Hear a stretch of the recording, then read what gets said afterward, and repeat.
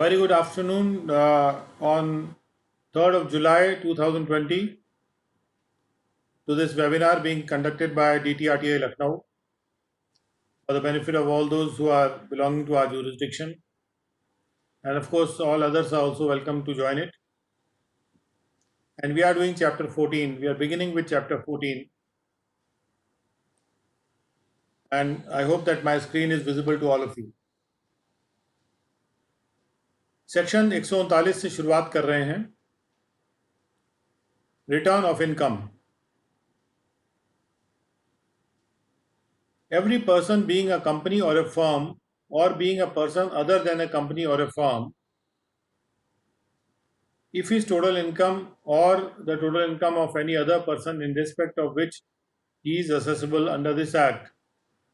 during the previous year exceeded the maximum amount which is not chargeable to income tax. हर व्यक्ति जो या तो company या firm है या फिर कंपनी या फर्म के अलावा कोई दूसरा व्यक्ति है जिसकी कुल आय टोटल इनकम या जिसके लिए वो असेसेबल है, जैसे रिप्रेजेंटेटिव एसएससी होता है, उसकी अगर आय अगर प्रीवियस ईयर की जो आय है वो मैक्सिमम अमाउंट, सबसे ज़्यादा जो राशि है जो नॉट चार्जेबल राशि होती है उससे अगर ज़्यादा है,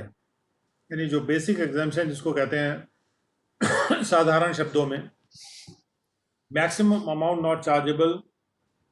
जो सबसे ज़्यादा से ज़्यादा राशि जो चार्जेबल नहीं है इनकम टैक्स के लिए, अगर पर्सन कंपनी या फर्म नहीं है, तो इससे निष्कर्ष ये निकल रहा है कि कंपनी या फर्म को तो रिटर्न फाइल करना ही करना है. अगर कोई ऐसी एंटिटी है जो कि कंपनी या फर्म नहीं है, कोई ऐसा पर्सन है जो कंपनी या फर्म नहीं है, तो ये देखना होगा कि क्या उसकी जो कुल आय है total income maximum amount not chargeable से ज़्यादा है कि नहीं है. अगर मैक्सिमम अमाउंट नॉट चार्जेबल से ज़्यादा है उसकी कुल आय, तो फिर उसे रिटर्न भरना है. ये निष्कर्ष इससे निकल रहा है. लेकिन कंपनी या फर्म को तो रिटर्न भरना ही भरना है. Shall on or before the due date furnish a return of his income. Shall मतलब ये मैंडेटरी है कि वो ड्यू डेट से पहले ही, अगर हम मैंडेटरी नहीं करते हैं तो हम फीस नहीं चार्ज कर सकते, मैंडेटरी नहीं करते हैं तो इंटरेस्ट नहीं चार्ज कर सकते फाइल ना करने के लिए या लेट फाइल करने के लिए. तो इसलिए मैंडेटरी किया हुआ है कि बिफोर ड्यू डेट वो फर्निश करेगा return of income, return of his income or the income of such other person, या किसी ऐसे दूसरे व्यक्ति की रिटर्न जिसके रिस्पेक्ट में वो सच अदर पर्सन कौन सा पर्सन है जिसके रिस्पेक्ट में वो असेसेबल है. जैसे अगर मान लीजिए वो रिप्रेजेंटेटिव एसएससी के रूप में असेसेबल है किसी के लिए, इस एक्ट में वो जिसके लिए असेसेबल है, जिसके रिस्पेक्ट में वो असेसेबल है, तो जहाँ भी वो असेसेबल है किसी और के रिस्पेक्ट में, तो वो रिटर्न फर्निश करेगा अपने आय की और उस व्यक्ति के आय की, और ये रिटर्न प्रेस्क्राइब फॉर्म में होगी और ये प्रेस्क्राइब मैनर में वेरीफाइड होगी और उसमें प्रेस्क्राइब पर्टिकुलर्स दिए गए होंगे. सेटिंग फोर्थ है नहीं, आगे बढ़ाना या रख देना. Provided that a person refer to in clause B, बशर्ते जिस पर्सन का रेफरेंस क्लॉज बी में आ रहा है, who is not required to furnish a return, जिसके लिए ज़रूरी नहीं है कि वो रिटर्न फर्निश करे, अंडर दिस सबसेक्शन, इस सबसेक्शन के तहत, and residing in such area as may be specified by the board in this behalf by notification in the official gazette, and who during the previous year incurs any expenditure of 50,000 rupees or more towards consumption of electricity, or at any time during the previous year fulfills any of the following conditions. यहाँ पर एक exception किया जा रहा है कि कौन ऐसे कुछ लोग हैं जिनको रिटर्न भरना है, भले ही वो ऊपर दिए क्लॉज में नहीं आते हों, यानी कि उनके जो मैक्सिमम अमाउंट चार्जेबल से ज़्यादा आय नहीं है, लेकिन अगर ये कंडीशंस फुलफिल होती हैं तो उनको फिर भी रिटर्न भरनी है। तो जो व्यक्ति क्लॉज बी में मेंशन्ड है, यानी कि जो कंपनी या फर्म जो नहीं है, जिसको कि रिटर्न फाइल करने की ज़रूरत नहीं है, is not required to furnish return,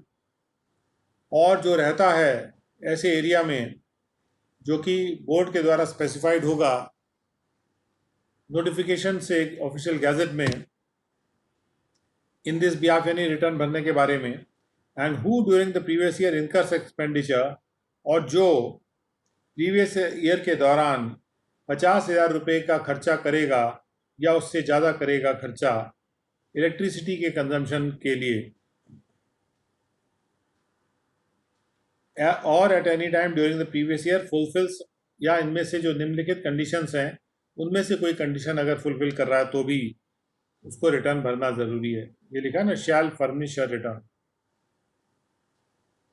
of his income during any previous year ending before the first day of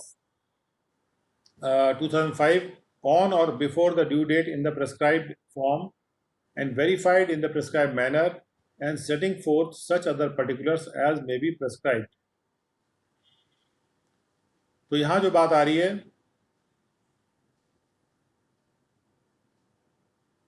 उसमें एक कहा जा रहा है कि वो व्यक्ति फर्निश करेगा अपनी रिटर्न ऑफ इनकम को during the previous year ending before first day of April 2005। तो इसका कहने का मतलब ये कि वो 2005 अप्रैल के पहले जो शुरू हो रहा है प्रीवियस ईयर, उसमें वो रिटर्न उसके पहले जो भी प्रीवियस ईयर है, जो साल से पहले शुरू हो रहा है, इस तारीख से पहले शुरू हो रहा है, उस प्रीवियस ईयर में वो रिटर्न भरेगा। यानी उस साल, उस डेट के बाद इन कंडीशंस पर रिटर्न भरना ज़रूरी नहीं है। फिर भी हम एक बार देख लेते हैं कंडीशंस कौन सी हैं कि उसने कोई इमूवेबल प्रॉपर्टी ऑक्यूपाई की हुई है जिसको, जो कि एक स्पेसिफाइड फ्लोर एरिया से ज़्यादा की है, और चाहे वो ओनरशिप में की हो, चाहे टेनेंसी या दूसरे तरीके से किया हो, जो भी स्पेसिफाइड होगा बोर्ड के द्वारा इन दिस बिहाफ, और या फिर वो ओनर है या लेसी है एक मोटर व्हीकल का जो कि 2 पहिए का मोटर व्हीकल नहीं है, whether having any detachable side car, क्या उसमें कोई अलग करने हेतु अलग कर देने वाली साइड कार हो कि ना हो, हैविंग एक्स्ट्रा व्हील, इसमें एक्स्ट्रा व्हील अटैच्ड है ऐसी 2 व्हील की मोटर व्हीकल में, जब साइड डिटैचेबल साइड कार है कि नहीं उससे फर्क नहीं पड़ता, बट 2 व्हील का मोटर व्हीकल भी अगर है, जो कि 2 व्हील का मोटर व्हीकल नहीं है, यानी कि कार जो होती है उसके लिए ये है, and he has incurred expenditure for himself और एनी अदर पर्सन, यानी 3 व्हील्स वाला अगर है तो वो उसमें लागू हो जाएगा, और उसने अगर कोई फॉरेन कंट्री गया है उसका अलग कोई खर्चा किया है, या कोई क्रेडिट कार्ड है जो कि एड ऑन कार्ड नहीं है, या कोई मेंबर है किसी क्लब का जहाँ पर जो एंट्रेंस फीस है वो 25,000 रुपये से ज़्यादा या उतना अमाउंट की है। Provided further, the central government may, by notification, the official gazette specify the class of persons to whom the provisions of the first proviso shall not apply। Central government भी नोटिफाई कर सकती है कि कौन से लोग हैं जिनके लिए, कौन से ऐसे क्लास ऑफ पर्सन्स हैं जिनके लिए फर्स्ट प्रोवाइजो लागू नहीं होगा। फर्स्ट प्रोवाइजो नहीं लागू होगा, यानी कुछ ऐसे लोग जो कि इन कंडीशंस को फुलफिल करने के बाद भी उनको रिटर्न भरना ज़रूरी हो। Provided also that every company or a firm shall furnish before the due date the return। Her company या फर्म को ये ज़रूरी है कि वो बिफोर ड्यू डेट से पहले रिटर्न भरे in respect of its income or loss in every previous year. Provided also that a person being a resident other than not ordinary resident in India within the meaning of clause 6 of section 6 who is not required to furnish a return, कोई ऐसा व्यक्ति जो कि resident है लेकिन not ordinarily resident नहीं है, जिसको रिटर्न नहीं भरना है इस सबसेक्शन में, and who at any time during the previous year वो होल्ड कर रहा है बेनिफिशियल ओनरशिप और अदरवाइज इन एनी एसेट, जो इंडिया से बाहर कोई एसेट है उसके पास, या उसके पास साइनिंग अथॉरिटी है किसी अकाउंट की जो कि इंडिया से बाहर लोकेटेड है, और या फिर वो एक बेनिफिशियरी है किसी एसेट में जो कि कोई एसेट मतलब कि कोई फाइनेंशियल इंटरेस्ट भी हो सकता है किसी एंटिटी में, यानी कोई भी कंपनी में उसकी कोई ओनरशिप हो सकती है, पार्ट ओनरशिप, उसको कहते हैं financial interest in any entity, company हो चाहे नॉन कंपनी हो, कोई भी एंटिटी में उसका अगर फाइनेंशियल इंटरेस्ट है यानी उसकी पार्ट ओनरशिप है जो कि इंडिया से बाहर लोकेटेड है,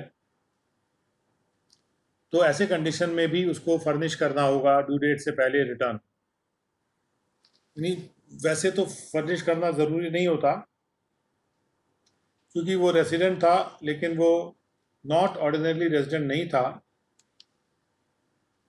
तो अगर वैसे उसको भरना ज़रूरी नहीं था, लेकिन अगर वो किसी एसेट में इंडिया से बाहर कोई एसेट का पार्ट ओनर है, बेनिफिशियल ओनर है, या फिर किसी एसेट का बेनिफिशियरी है, या तो ओनर है या एसेट का, या तो ओनर है या ओनर और अदरवाइज एनी एसेट को होल्ड कर रहा है वो, या तो उसका ओनर है या उस एसेट को होल्ड कर रहा है, और या फिर उस एसेट का वो बेनिफिशियरी है, यानी उससे वो फ़ायदा उसको मिलता है जो एसेट इंडिया से बाहर लोकेटेड है, तो इस कंडीशन में ऐसा व्यक्ति भी रिटर्न भरेगा ड्यू डेट से पहले फॉर द प्रीवियस ईयर, और वो रूटीन उसी तरह से वो वेरीफाइड होगी और पर्टिकुलर्स उसमें प्रेस्क्राइब पर्टिकुलर्स भरे होंगे। Provided also that nothing contain in the fourth proviso,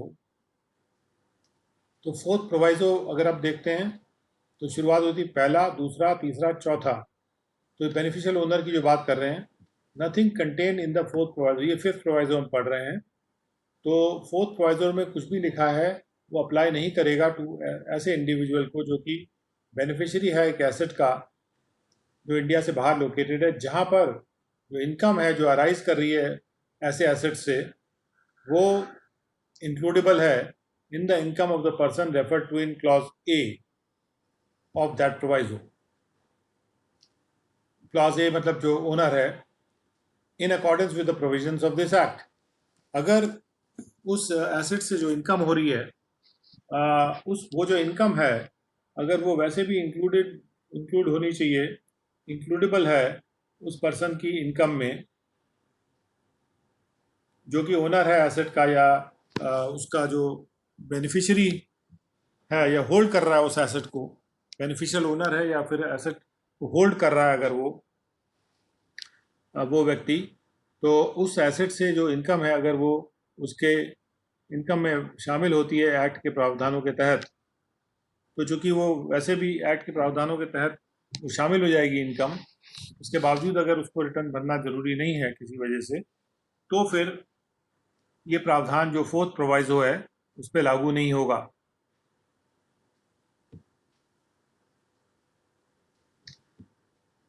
provided also that every person being an individual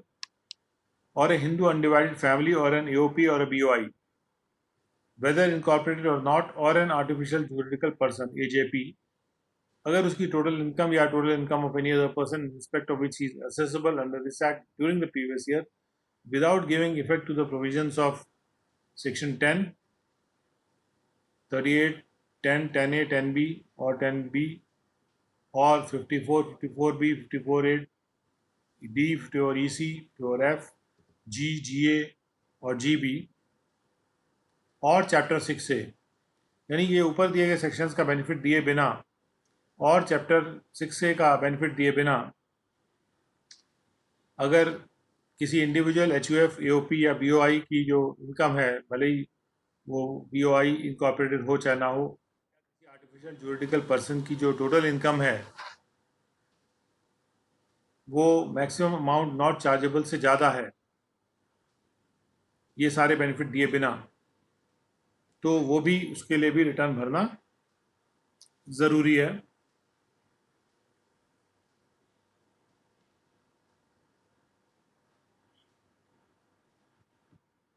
और उसमें वो इनकम भी शामिल होगी जो किसी और पर्सन की इनकम अगर उसके जिसके लिए वो असेसेबल है। कुल मिला के उसकी अपनी इनकम और किसी और की इनकम जिसके लिए वो असेसेबल है, अगर वो मैक्सिमम अमाउंट नॉट चार्जेबल से ज़्यादा नहीं है तो उससे ज़्यादा है तो फिर वो रिटर्न भरेगा, furnish return of his income or the income of such other person during the previous year in the prescribe form, prescribe form में भरेगा। उसके बाद एक छठा यहाँ पर प्रोवाइजो आया है, ये 1/4/2020 से लागू हो रहा है। इसको देख लीजिए, 1/4/2020 से जो प्रोवाइजो लागू हो रहा है उसमें कहा जा रहा है provided also that a person refer to in clause B, जो भी पर्सन को क्लॉज बी में रेफर किया गया है, who is not required to furnish a return under this subsection। तो क्लॉज बी का मतलब है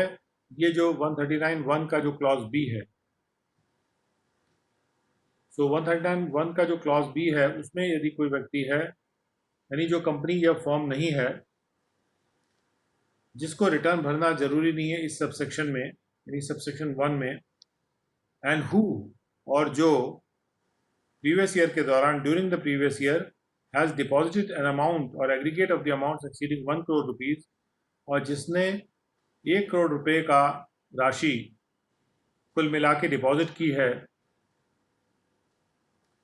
एक या उससे ज़्यादा करंट अकाउंट्स में जो कि कोई बैंक या कोऑपरेटिव बैंक में मेंटेन हो रहा है।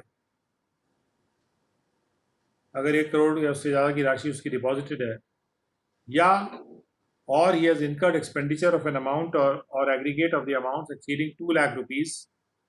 या उसने 2 लाख रुपए से ज़्यादा का एक्सपेंडिचर इनकर किया है कुल मिला के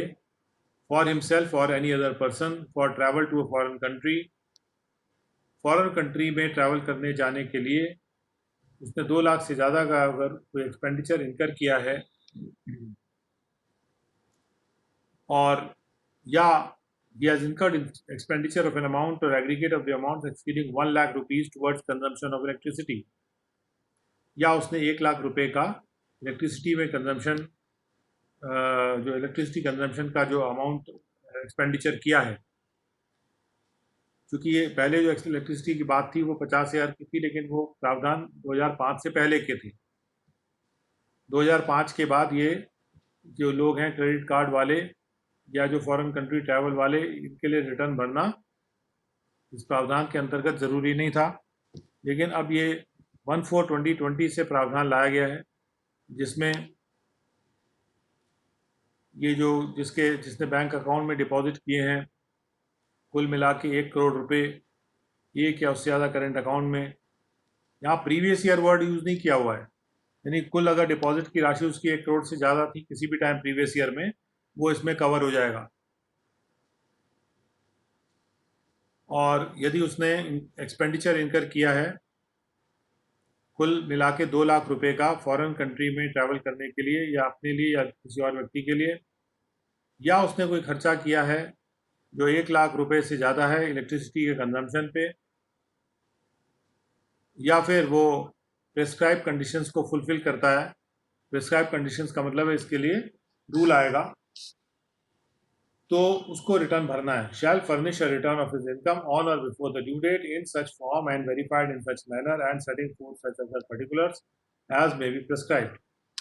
now for the purpose of this subsection, इस सबसेक्शन के पर्पज से मोटर व्हीकल जो शब्द यूज किया गया है यहाँ पे, उसका मीनिंग मोटर व्हीकल एक्ट से लिया गया है, और जो ड्यू डेट शब्द यूज किया गया उसको डिफाइन किया जा रहा है यहाँ पे कि ड्यू डेट जहाँ पर SSC is other than the assessee referred to in clause AA, where the assessee other than the assessee referred to in clause AA is a company। other than the assessee referred to in clause AA का मतलब क्या है? So there must be a clause AA here,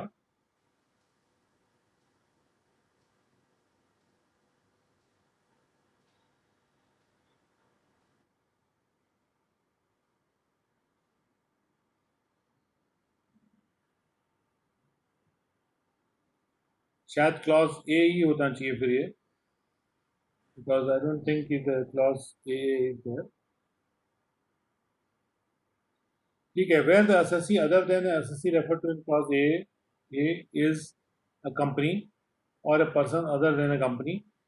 whose accounts are required to be audited under this act। या तो वो एक company है या फिर कंपनी के अलावा कोई पर्सन है जिसके अकाउंट्स को ऑडिट कराना ज़रूरी है इस एक्ट में,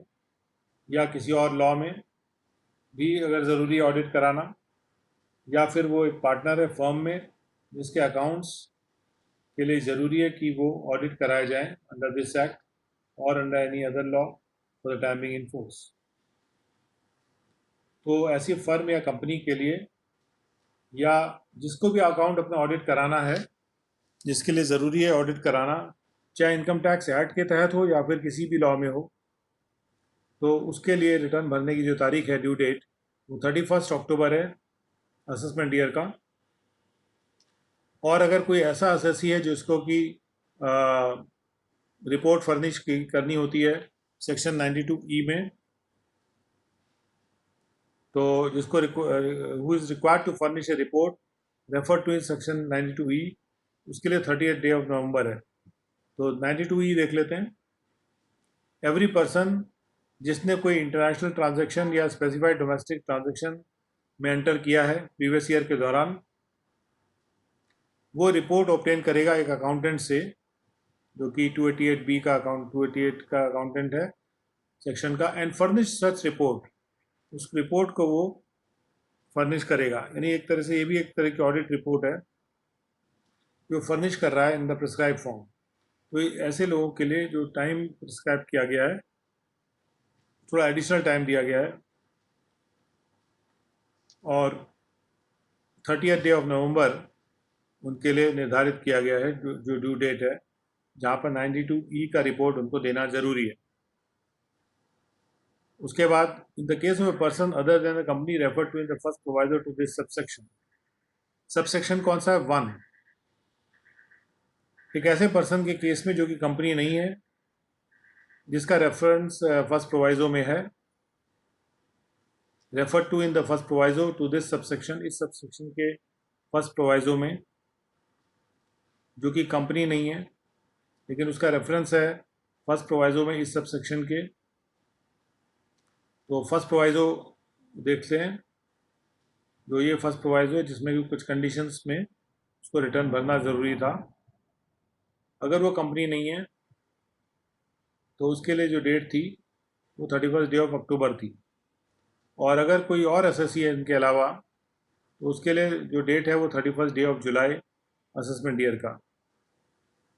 तो 31 डे ऑफ अक्टूबर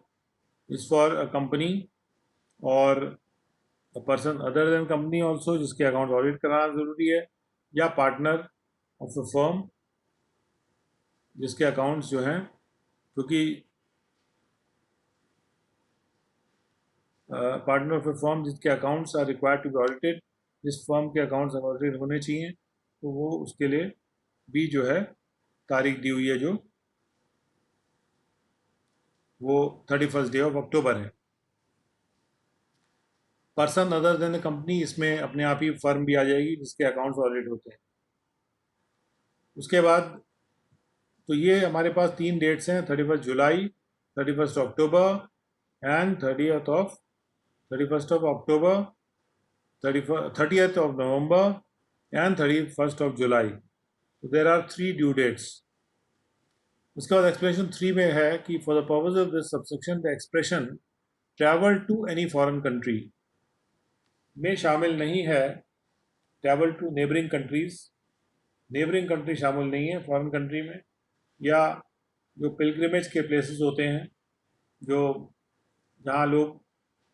जाते हैं, जो कि बोर्ड स्पेसिफाई करेगा,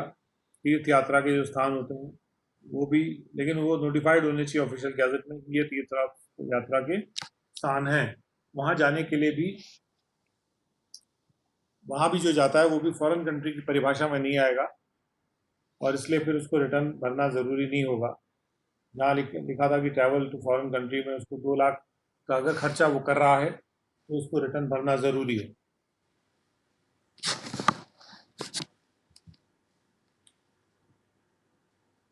जैसा ये है यहाँ पे 2 लाख रुपीज़ फॉर हिमसेल्फ और any other person for travel to a foreign country. इसके बाद आता है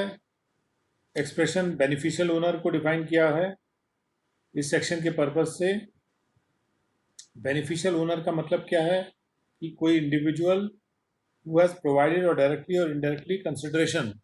जो भी इंडिविजुअल होना चाहिए बेनिफिशियल ओनर, जिसने कंसिडरेशन दिया है उस एसेट के लिए, अपने इमीडिएट बेनिफिट के लिए या अपने फ्यूचर के लिए, और चाहे वो बेनिफिट डायरेक्ट बेनिफिट हो, चाहे कोई इनडायरेक्ट बेनिफिट के लिए दिया है अपने लिए या किसी और पर्सन के लिए, अगर जिसने भी उसका कंसिडरेशन दिया है, he is the beneficial owner. और एक्सप्लेनेशन 5 का है कि for the purpose this section beneficiary शब्द को डिफाइन किया है कि beneficiary in respect of an asset means an individual who derives the benefit, जिसको बेनिफिट प्राप्त होता है उस एसेट से during the previous year, and consideration for such asset has been provided by any person other than the beneficiary. Beneficiary वो है जिसने consideration नहीं दिया, और बेनिफिशियल ओनर वो है जिसने कंसिडरेशन दिया है, और बेनिफिशियरी वो है जिसने कंसिडरेशन तो नहीं दिया लेकिन वो फिर भी बेनिफिट को डिराइव करता है। और इस सेक्शन के पर्पज से फिर एक्सप्लेनेशन 6 में बैंकिंग कंपनी जो परिभाषा है 269 एसएस से ले ली गई है, और कोऑपरेटिव बैंक की परिभाषा है वो भी 269 एसएस में चूंकि ऑलरेडी डिफाइंड है वहाँ से उसको ले लिया गया। इन टर्न वो वहाँ बैंकिंग रेगुलेशन एक्ट वगैरह से लिया गया होगा। नाउ 1A, तो 139(1) बड़ा बहुत ऑफ्ट कोटेड सेक्शन है, सब सेक्शन है जो कि बार बार कोट किया जाता है। तो इसमें ये है कि 139(1) में किसको रिटर्न भरना है, किसको रिटर्न नहीं भरना, और कौन सी उसकी ड्यू डेट है। Without prejudice to the provisions of subsection 1, any person being an individual who is in receipt of income chargeable under the head salaries may at his option furnish a return of his income for any previous year to his employer in accordance with such scheme as may be specified by the board in this behalf by notification in the official gazette, and subject to such conditions as may be specified therein, and such employer shall furnish all returns of income received by him on or before the due date in such form, including the CD-ROM, etc., and manner as may be specified in that scheme, and in such case any employee who has filed a return of his income to his employer shall be deemed to have furnished a return of income under subsection 1, and the provisions of this act shall apply accordingly. तो यहाँ पर ये कहा जा रहा है कि वैसे तो सब लोगों को अपना अपना रिटर्न खुद भरना होता है, लेकिन जो व्यक्ति सैलरी हेड में रिटर्न भर रहा है या जिसकी इनकम जो है सैलरी हेड में चार्जेबल है, उसके पास ये ऑप्शन है कि वो अपनी रिटर्न को प्रीवियस ईयर के अपने एम्प्लॉयर को भर के दे देगा। He will furnish it to his employer एक स्कीम के तहत, और ऐसा वो स्कीम के तहत करेगा जो कि बोर्ड स्पेसिफाई करेगा और ऑफिशियल गैजेट में नोटिफाई करके, और उसमें जो भी कंडीशंस होंगी उसके अधीन, और जैसा उसमें स्पेसिफाइड होगा वो जो एम्प्लॉयर है वो सारी की सारी रिटर्न ऑफ इनकम लेके वो फर्निश कर देगा उनको किसी भी रूप में जो प्रेस्क्राइब रूप होगा या मैनर में जो स्पेसिफाइड होगा वो उसको भर के दे दे, जमा कर देगा। एंड इन सच केस कोई भी एम्प्लॉय जिसने रिटर्न अपनी भर दी अपने एम्प्लॉयर को, उसके लिए मान लिया जाएगा shall be deem to have, क्योंकि उसने अपनी रिटर्न को भर दिया है अंडर सबसेक्शन 1, एंड इस एक्ट के प्रावधान अकॉर्डिंगली अप्लाई कर जाएंगे। तो एक तरह से सुविधा दी जा रही है कि एम्प्लॉयर्स को जिनके पास बहुत सारे एम्प्लॉय हैं या कोई भी एम्प्लॉय जो अपने एम्प्लॉय की रिटर्न भरना चाहे तो भर सकता है। उसका 1B है। 1B में है without prejudice to the provisions of subsection 1 any person being a company. अब क्या है कि कोई अगर कंपनी है और being a person other than a company, या कोई ऐसा पर्सन जो कंपनी नहीं है, required to furnish a return of income under subsection 1, जिसको रिटर्न भरना है, may at his option on or before the due date furnish a return of his income for any previous year in accordance with such scheme as may be specified by the board in behalf by notification in the official gazette and subject to such conditions as may be specified therein in such form,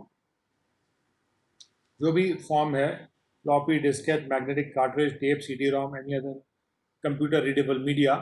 and in the manner as may be specified in that scheme, and in such case वो scheme के तहत return भर सकता है। और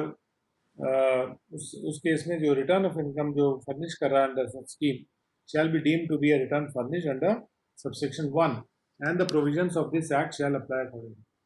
और इस act के प्रावधान अकॉर्डिंगली अप्लाई करेंगे। तो यहाँ पर जो 1B है, जो एक कंपनी है उसके लिए है, या अदर देन कंपनी भी कोई पर्सन हो सकता है, anybody who is required to furnish a return. उसका ऑप्शन क्या दिया जा रहा है उसको कि ड्यू डेट से पहले वो उस रिटर्न को फर्निश कर सकता है किसी भी प्रीवियस ईयर की एक स्कीम के तहत। इस संबंध में एक स्कीम बनाई जा सकती है बोर्ड के द्वारा, और उस स्कीम के तहत अगर वो कंप्यूटर में अपनी रिटर्न को भर देता है तो वो भी रिटर्न मान ली जाएगी। तो एक तरह से एनेबलिंग प्रोविजन है कि रिटर्न एम्प्लॉयर्स के यहाँ भरी जा सकती है, रिटर्न डायरेक्ट जो है कंप्यूटर से भरी जा सकती है, तो उसके लिए एनेबलिंग प्रोविजन है ये। उसके बाद 1C, notwithstanding anything contained in subsection 1, the central government may by notification in the official gazette exempt any class of person। Central government जो है किसी भी क्लास ऑफ पर्सन को एग्जाम कर सकती है रिटर्न भरने की रिक्वायरमेंट से, उन कंडीशंस को मद्देनज़र रखते हुए, having regard to such conditions जो कि स्पेसिफाइड होंगी उस नोटिफिकेशन में। इन कंडीशंस के तहत सेंट्रल गवर्नमेंट इस क्लास ऑफ पर्सन को एग्जाम कर रही है। उसके बाद 139(3) है। 139(3) में कहा गया है कि अगर कोई व्यक्ति जिसको कोई लॉस आया है, who has sustained a loss किसी भी प्रीवियस ईयर में, और ये लॉस उसका profits and gains of business and profession के अंतर्गत है या कैपिटल गेन्स के तहत है, and he claims that the loss or any part thereof should be carried forward, और वो ये क्लेम कर रहा है इस लॉस को कैरी फॉरवर्ड होना चाहिए सबसेक्शन 1 ऑफ 72 में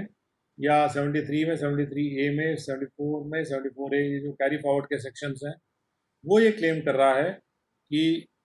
उसका जो लॉस है या तो जो कैपिटल गेन्स में है या फिर profits and gains of business and profession में है, उस लॉस का वो कैरी फॉरवर्ड क्लेम कर रहा है, तो वो फर्निश कर सकता है जो टाइम अलाउड है अंडर सबसेक्शन 1 एक return of loss prescribe form में वेरीफाई करते हुए प्रिस्क्राइब मैनर में। यानी लॉस वाला व्यक्ति भी लॉस को क्लेम करने के लिए यहाँ पर रिटर्न भरना उसके लिए ज़रूरी है। And all the provisions of this act shall apply as if it were a return under subsection 1। इस एक्ट के प्रावधान ऐसे अप्लाई करेंगे जैसे वो एक उसने 139(1) में रिटर्न भर दी हो, भले ही वहाँ पे कोई प्रावधान नहीं था 139(1) में तो वो लॉस की रिटर्न भरे। इसको 139(3) में प्रोवाइड किया गया for a loss return, and it is applicable to any person जिसने भी लॉस सस्टेन किया इन दो हेड्स में, profits and gains of business और प्रोफेशन या फिर कैपिटल गेन के हेड में। उसके बाद 4 है, any person who has not furnished a return within the time allowed to him under subsection 1, जो भी टाइम अलाउड है सबसेक्शन 1 में, अगर उसने उसमें रिटर्न नहीं भरा, he may furnish the return for any previous year at any time before the end of the relevant assessment year। Assessment year खत्म होने से पहले कभी भर सकता है, और before the completion of assessment which ever is earlier, अगर उसके पहले असेसमेंट कंप्लीट हो जाता है तो उसके पहले तक वो जो है भर सकता है जब तक कि असेसमेंट कंप्लीट होता है। और अगर असेसमेंट कंप्लीट होता है असेसमेंट ईयर के बाद तो रेलेवेंट असेसमेंट ईयर तक जो है वो ख़त्म हो जाएगा, तब तक उसको रिटर्न भरना पड़ेगा रेलेवेंट असेसमेंट ईयर के ख़त्म होने तक। एंड एवरी पर्सन, और तब तक अगर वो नहीं भरता तो एक इनवैलिड रिटर्न मानी जाएगी। Every person in receipt of income derive from property, किसी व्यक्ति के पास income which is derive from property आ रही है जो प्रॉपर्टी ट्रस्ट में या दूसरे लीगल ऑब्लिगेशन में है पूर्णतया चैरिटेबल या रिलीजियस पर्पस के लिए, और ऐसी इनकम इसके पास आ रही है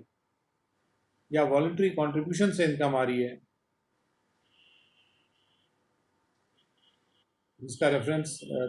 224 2A में है, अगर उसकी टोटल इनकम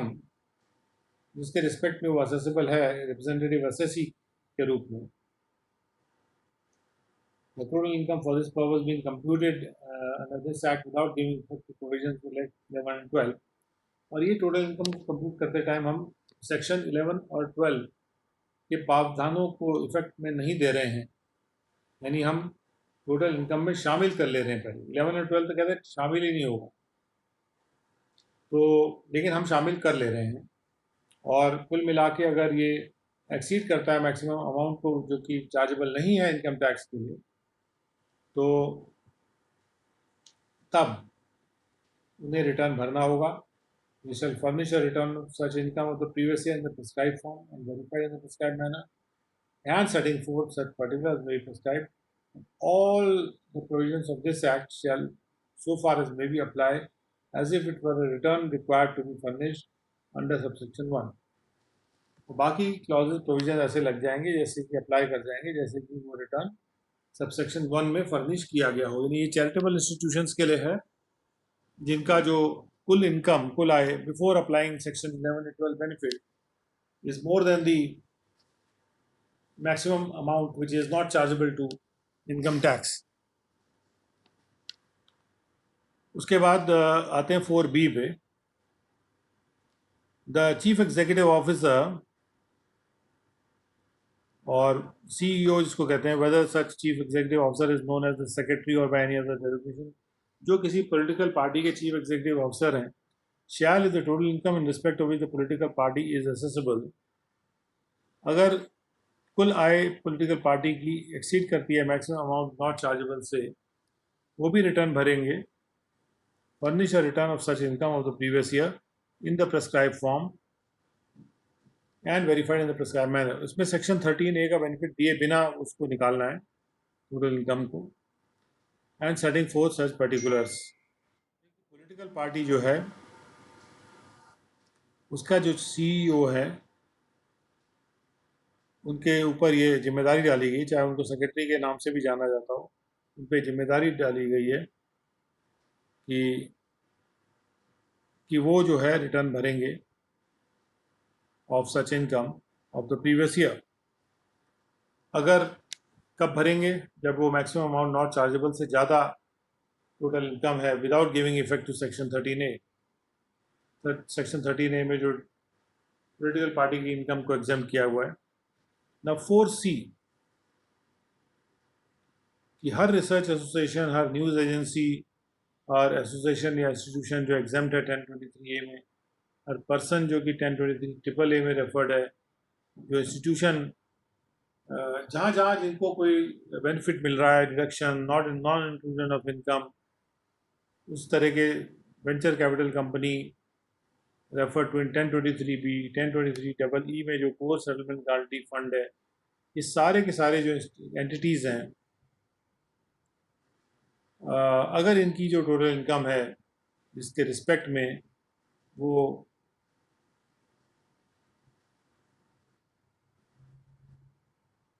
असेसेबल हैं, इज असेसेबल, बिना सेक्शन 10 के प्रावधानों को इफेक्ट दिए हुए, अगर उनकी आय मैक्सिमम अमाउंट नॉट चार्जेबल से ज़्यादा है तो वो भी रिटर्न भरेंगे अपनी, यानी ये जो बेनिफिट्स हैं ये रिटर्न भरने पे वो क्लेम करेंगे, एंड रिटर्न वेरीफाइड होगी और सेटिंग फोर्थ सच पर्टिकुलर्स होगी जैसे प्रेस्क्राइब्ड हैं, और एक्ट के सारे प्रावधान वहाँ लागू हो जाएंगे। उसके बाद है 4D। 4D में कहा जा रहा है हर यूनिवर्सिटी, कॉलेज या इंस्टीट्यूशन जिसका रेफरेंस 2, 3 या 1 के 2, 3 में आया है section 35, which is not required to furnish return or loss during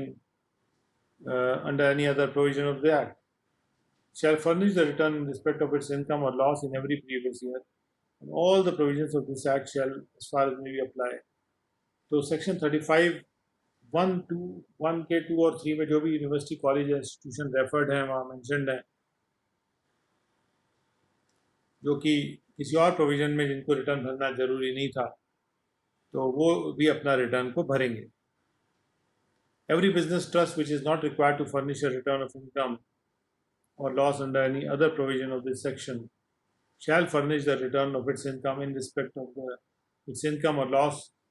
in every previous year. तो बिजनेस ट्रस्ट भी जो है हर प्रीवियस ईयर में रिटर्न भरेगा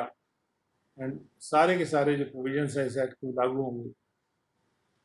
एंड 4F है कि एवरी इन्वेस्टमेंट फंड, इसका रेफरेंस 115 यूबी में आया है, जो कि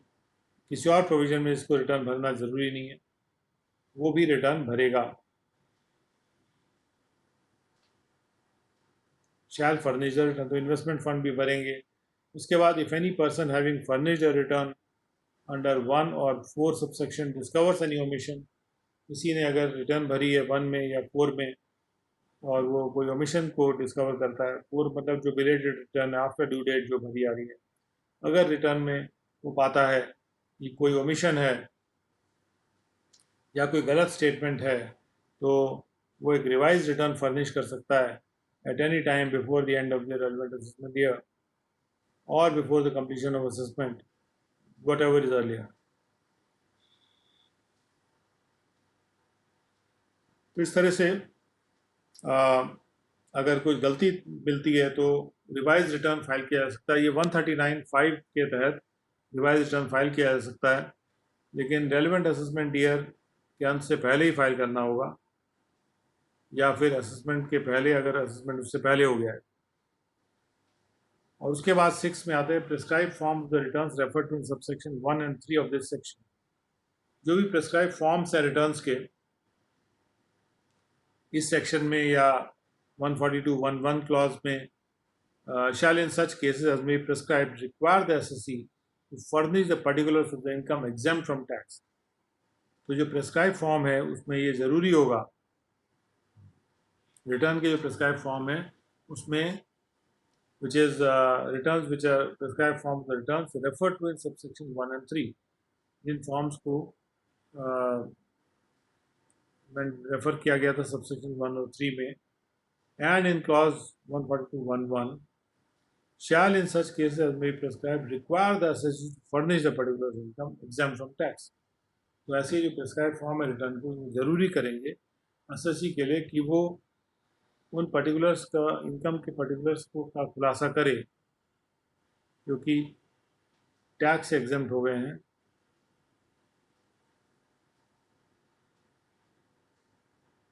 and assets of the prescribe nature and value, और प्रिस्क्राइब नेचर और प्रिस्क्राइब वैल्यू के जो एसेट्स हैं उनके भी पर्टिकुलर्स वो दे,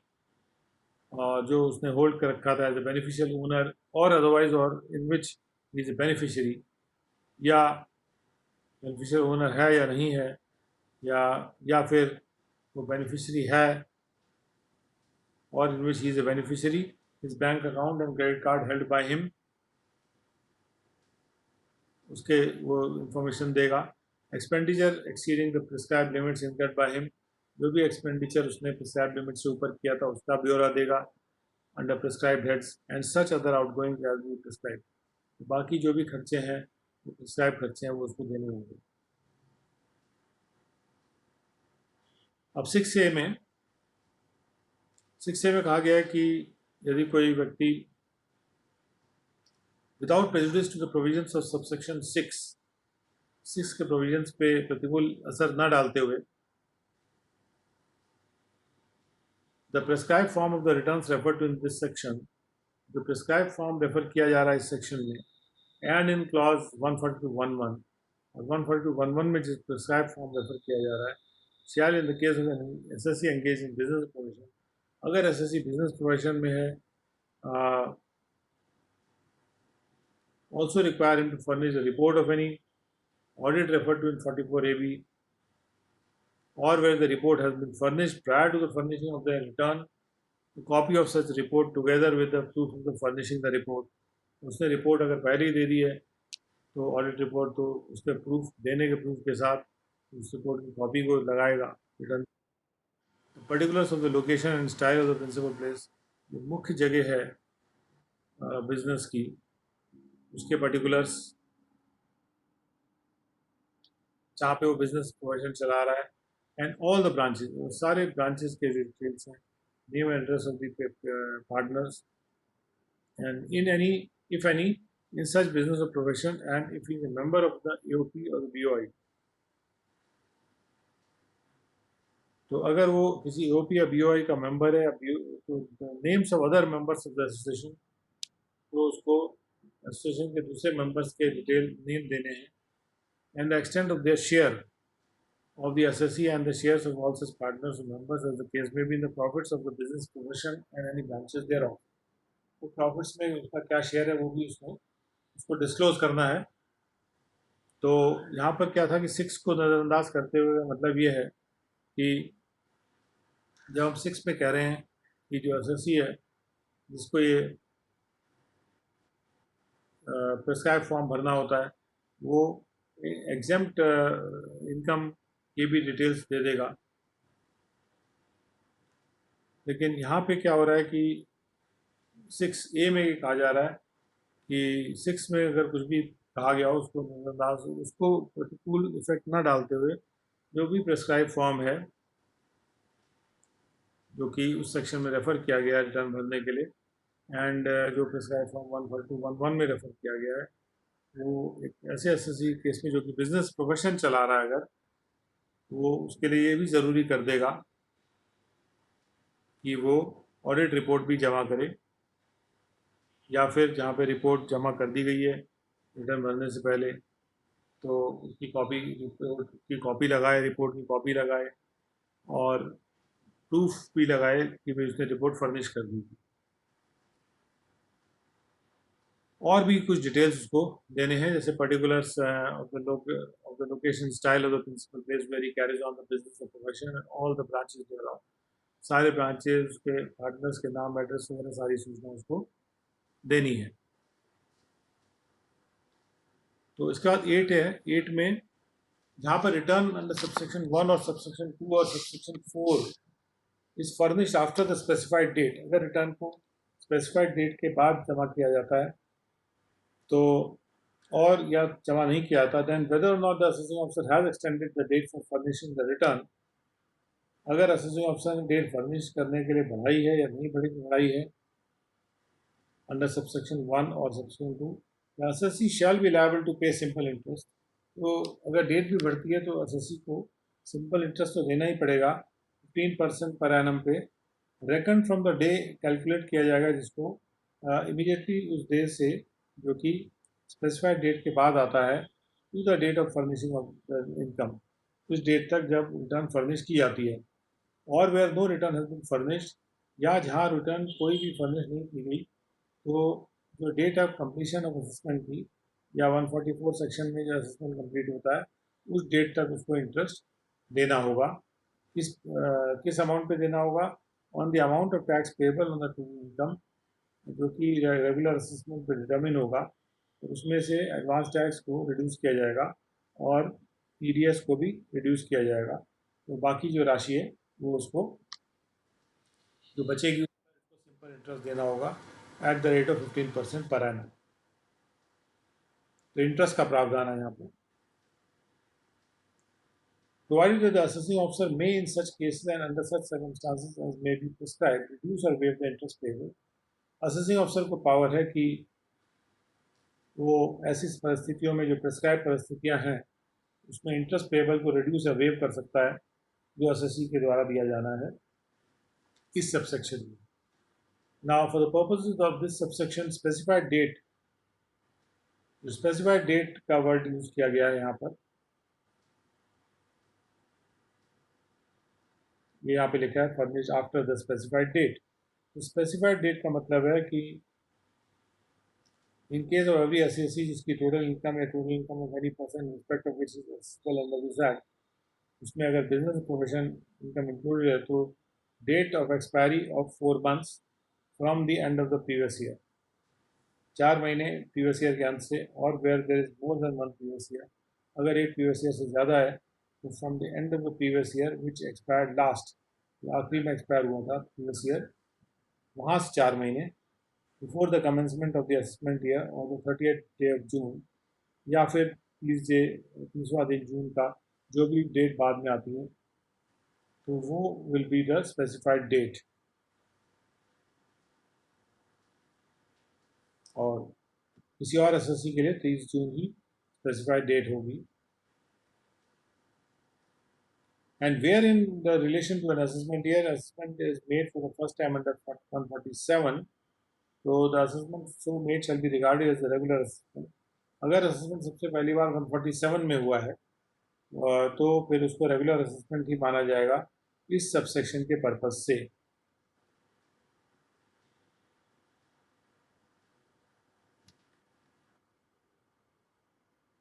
तो स्पेसिफाइड डेट वो डेट है कि जब जो रिटर्न है वो स्पेसिफाइड डेट के बाद फर्निश होती है, तो वहाँ से फिर इंटरेस्ट लगेगा टैक्स पेबल पे, जो कि टैक्स तब तक पे होना था जो नहीं पे हुआ था। यानी रिटर्न फाइल करते वक्त भी अगर कोई टैक्स नहीं पे करता है तो उसको टैक्स पे करना, उसके ऊपर इंटरेस्ट देना पड़ेगा। From the day which is immediately following the specified date, specified date के ठीक बाद से लेके और जब तक रिटर्न नहीं फाइल होती तब तक के लिए देना होगा।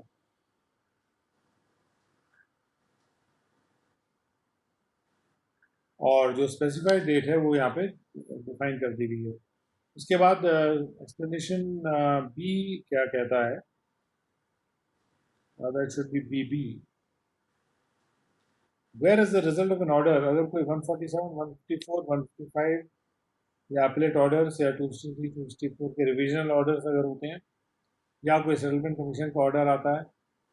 तो उसकी वजह से जो अमाउंट ऑफ टैक्स था जिस पर इंटरेस्ट पेबल था वो इंक्रीज या डिक्रीज हो जाता है या रिड्यूस हो जाता है, तो इंटरेस्ट भी जो है उसके अनुसार इंक्रीज या रिड्यूस हो जाएगा। And in case where interest is increase, अगर इंटरेस्ट बढ़ता है तो असेसिंग ऑफिसर असेसी पर एक नोटिस ऑफ डिमांड सर्व करेगा प्रिस्क्राइब फॉर्म में, जिसमें कि वो देय राशि को स्पेसिफाई करेगा।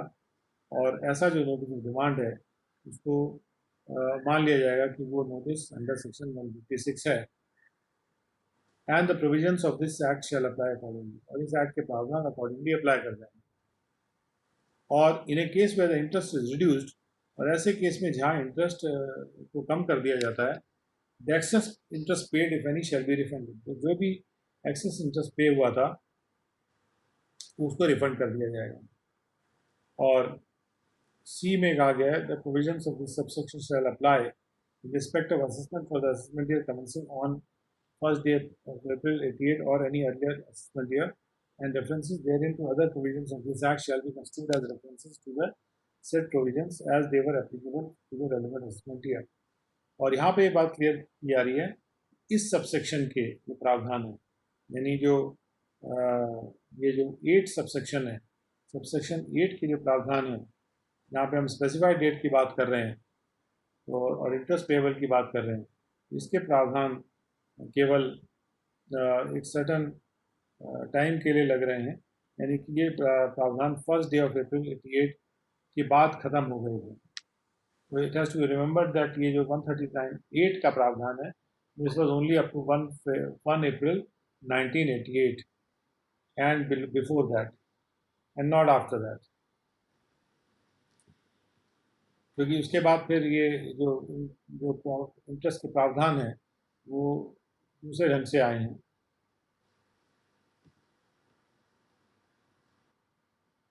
जो 234 A B C 222 and etcetera etcetera.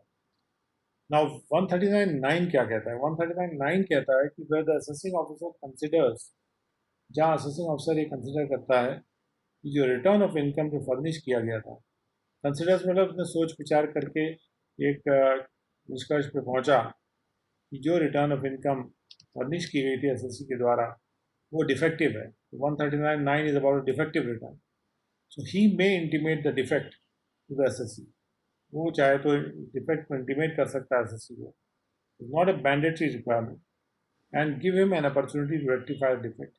और एसएससी को अपॉर्चुनिटी दे सकता है कि वो उस डिफेक्ट को रेक्टिफाई कर दे। रेक्टिफाई कर दे मतलब ठीक कर दे within a period of 15 days from the date of such intimation, उस इंटीमेशन की डेट से, सर्विस की डेट से नहीं, or within such further period या सच फर्दर पीरियड में कर दे which on an application made in his behalf the assessing officer may in his discretion allow. और असेसिंग अफसर का डिस्क्रिप्शन है कि जो एडिशनल पीरियड है 15 डेज के बियॉन्ड का एप्लीकेशन करने पे वो अलाउ करता है कि नहीं करता. And if the defect is not rectified, और अगर वो डिफेक्ट रेक्टिफाई नहीं किया जाता with in the set period of 15 days और एज द केस में भी फर्दर पीरियड जो अलाउ किया गया था इस प्रकार से उसमें भी वो रेक्टिफाई नहीं करता, then notwithstanding anything contain in any other provision of this act, तब इस एक्ट के इस एक्ट में के किसी प्रोविजन में कुछ भी कहा गया हो उसको नज़रअंदाज करते हुए तो रिटर्न शैल बी ट्रीटेड, अगर एसएससी रेक्टिफाई नहीं करता तो रिटर्न को ट्रीट करना ही पड़ेगा. It shall be treated as an invalid return, इसमें कोई चॉइस नहीं है. The return shall be treated as an invalid return and the provisions of this act shall apply as if the assessee had failed to furnish the return. और provisions ऐसे लगेंगे जैसे कि SSC ने रिटर्न फर्निश करने में fail हो गया. तो इस टाइप का नोटिस दिया जाएगा असेसिंग ऑफिसर के द्वारा, तो एसएससी विल अंडरस्टैंड कि अगर मैंने उसको रेक्टिफाई नहीं किया तो मेरी रिटर्न को इनवैलिड रिटर्न माना जा सकता है. और बाकी जो इंटरेस्ट के प्रावधान हैं और जो भी प्रावधान हैं कि भाई इनकम को असेस करने के, कोई इनकम एस्केप कर रही है असेसमेंट से या किसी का रिटर्न ना भरने से जो भी इफेक्ट आता है वो इफेक्ट अपने आप आ जाएगा. So provided that where the assessee rectifies the defect, और अगर एसएससी रेक्टिफाई कर देता है उस डिफेक्ट को after the expiry of the set period, 15 दिन एक्सपायर करने के बाद रेक्टिफाई कर देता है या उस फर्दर पीरियड में रेक्टिफाई कर देता है जो अलाउ कर दिया गया था, but before the assessment is made, लेकिन असेसमेंट करने से पहले ही रेक्टिफाई कर देता है, तो assessing officer may condone the delay. वो जो भी डिले है असेसिंग ऑफिसर उसको कंडोन कर सकता है and treat the return as a valid return, और उस रिटर्न को फिर वो एक वैलिड रिटर्न के रूप में ट्रीट कर सकता है ये डिले को कंडोन करके. लेकिन इसमें इफेक्ट ये आ सकता है कि एसएससी जो है उसका केस स्क्रूटनी में लिया जा सकता है क्योंकि उसका रिटर्न इनवैलिड हो गया. अब जिसने रिटर्न नहीं फाइल किया तो he can be subject to scrutiny, तो he will always be worried about that. For the purposes of this subsection, a return of income shall be regarded as defective unless all the following conditions are fulfilled. अच्छा, कोई return को defective कब treat किया जाएगा, और defective word को एक तरह से एक्सप्लेन किया जा रहा है यहाँ पे. और ख़ास बात यह है कि जो असेसिंग ऑफिसर है वो रिटर्न को डिफेक्टिव ट्रीट करेगा कि नहीं करेगा, वहाँ पर मे शब्द का इस्तेमाल किया हुआ है. कहने का मतलब ये कि जब वो ये कंसिडर अगर करता है कि हाँ वो डिफेक्टिव है तो देन ही में इंटीमेट द डिफेक्ट, यानी वो ये कंसिडरेशन एक बार हो जाता है, then he has no choice. जब तक कि वो इस निष्कर्ष पे नहीं पहुंचता कि रिटर्न डिफेक्टिव है तब तक उसके लिए ज़रूरी नहीं है. तो रिटर्न के डिफेक्टिवनेस को या रिटर्न डिफेक्टिव है इस बात को तय करना असेसिंग ऑफिसर का माइंड का एप्लीकेशन, और ये एक्ट के प्रावधानों से सीधे सीधे निकल के नहीं आता जब तक कि असेसिंग ऑफिसर का माइंड अप्लाई ना हो. यानी असेसिंग ऑफिसर ने अगर अपना माइंड अप्लाई किया तो उसको डिफेक्टिव मानते हुए वो अपॉर्चुनिटी दे सकता है, और अगर असेसिंग ऑफिसर ने अपना माइंड अप्लाई नहीं किया तो हो सकता है कि उसको डिफेक्टिव ना भी माने. तो इसलिए एक यहाँ पे कोई शैल का प्रयोग नहीं किया गया इस वजह से. हाँ, लेकिन इस बात से ये निष्कर्ष नहीं निकलना चाहिए कि एक बार असेसिंग ऑफिसर उसको देख लेता है कि वो डिफेक्टिव है तो फिर भी उसकी मर्जी है कि वो इंटीमेट करे या ना करे डिफेक्ट. ऐसा नहीं है, मर्जी नहीं है. Once he considers that the return is defective, he has no other alternative but to intimate the defect. तो डिफेक्ट इंटीमेट करना ही पड़ेगा. यहाँ मे के प्रयोग से ये नहीं सोचना चाहिए कि वो डिफेक्ट इंटीमेट नहीं करेगा. मे का प्रयोग सिर्फ इसलिए किया गया है कि अगर वो कंसिडर करता है तब वो करेगा इसलिए. तो जब तक कंसिडर नहीं करता है तब उसका माइंड का एप्लीकेशन नहीं होता तब तक वो शैल की बात नहीं आती है. इस वजह से मे शब्द का प्रयोग किया गया है. यहाँ कोई डिस्क्रिप्शन नहीं दिया गया असेसिंग ऑफिसर को कि रिटर्न डिफेक्टिव है, आप देख रहे हैं, आपने देख लिया रिटर्न डिफेक्टिव है, फिर भी आप उसको इंटीमेट नहीं कर रहे. There is no such option available to the assessing officer. This must be clearly borne in mind. Now explanation में क्या कहा जा रहा है. For the purposes of this subsection, a return of income shall be regarded as defective unless all the following conditions are fulfilled. निम्नलिखित condition नहीं होती हैं तो रिटर्न को रिटर्न डिफेक्टिव मानी शैल बी रिगार्ड, तभी याद देखिए शैल आ रहा है, the return of income shall be regarded as defective unless all the following conditions are fulfilled. तो जब तक कि एसएससी उसको फुलफिल नहीं करता है सब कंडीशंस को, रिटर्न डिफेक्टिव मानी ही जाएगी। नेमली कि जो एनेक्चर स्टेटमेंट्स और जो कॉलम्स है रिटर्न ऑफ इनकम के जो भी कंपटीशन से रिलेटेड है, of the income chargeable under each head of income and the computation of gross total income and total income, वो सारे column have been duly filled in. जो भी एनेक्चर है वो भी ड्यूली फिल्ड इन है, स्टेटमेंट भी ड्यूली फिल्ड इन है, जो कॉलम्स हैं वो भी ड्यूली फिल्ड इन है। Return is accompanied by statement showing the computation of tax payable. Return के साथ कंप्यूटेशन भी जमा किया गया है जो दिखा रहा है कि कितना टैक्स पेएबल है on the basis of the return. इसके बाद the return is accompanied by the report of the audit.